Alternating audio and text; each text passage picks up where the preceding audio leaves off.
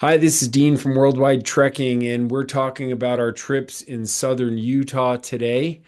Our business, Worldwide Trekking, is based in Salt Lake City, Utah, so we like to run some adventures down here. It's a lot of great fun in the southwest area of Utah. And Utah is home to 43 state parks, 14 national historic sites, and 5 national parks. And our trips primarily go through the national parks. Of course, we see some of the state parks and a number of the other geological areas. So the parks that we visit in Utah, the national parks are Zion. Zion is Utah's oldest national park. It was formed by the Virgin River. The Virgin River drops 50 feet per mile, which is one of the steepest rivers in the United States. It's especially if you compare it to the Mississippi River, which drops 1 inch per mile. So we visit Zion National Park. Next up, we go to Bryce Canyon National Park. Bryce Canyon is Utah's smallest national park, and it is Utah's highest national park, and it's home to what they call hoodoos, these rock formations that have been formed by the wind erosion and frost because it does get cold there at the higher elevations, and just an amazing array of orange colors and hoodoos that have been formed for centuries.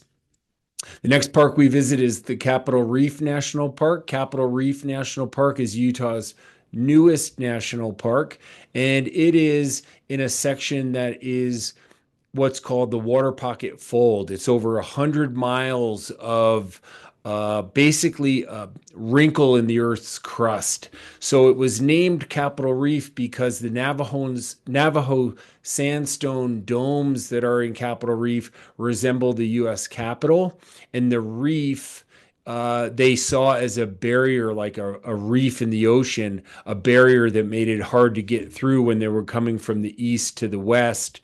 They ended up finding a passageway through there, a wash where they got through the reef. And Capitol Reef is really interesting that there's a little village there called Fruta that was occupied into the early 50s. And there's a historic district where there's some old one-room schoolhouse, pioneer cabin, and blacksmith shop and things like that. Great hiking in Capitol Reef. Then we head over towards the eastern part of the Colorado Plateau, over outside of Moab.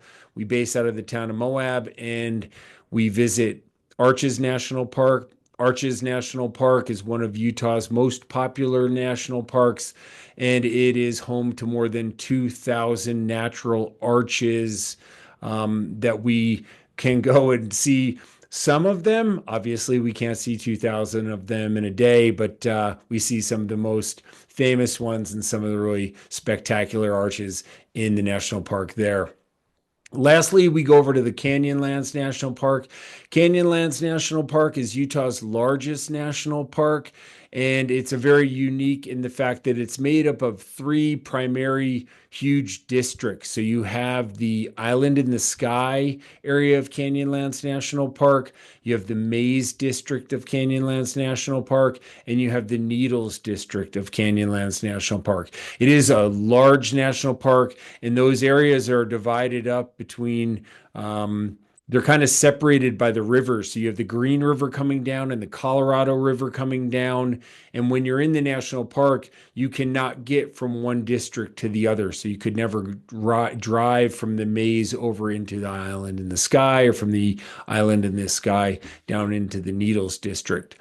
On our trips, we primarily go down to the Needles District because it's really a great day of hiking with very little traffic, and helps us really see some unique formations and desert landscape that is very remote in our country and very remote from most people that are out there. So those are just some fun facts from our Utah national parks. Our trips go to each one of those national parks depending on what trip you go to, and we have a fun time exploring Utah's Mighty Five: Zion, Bryce, Capitol Reef, Arches, and Canyonlands National Park.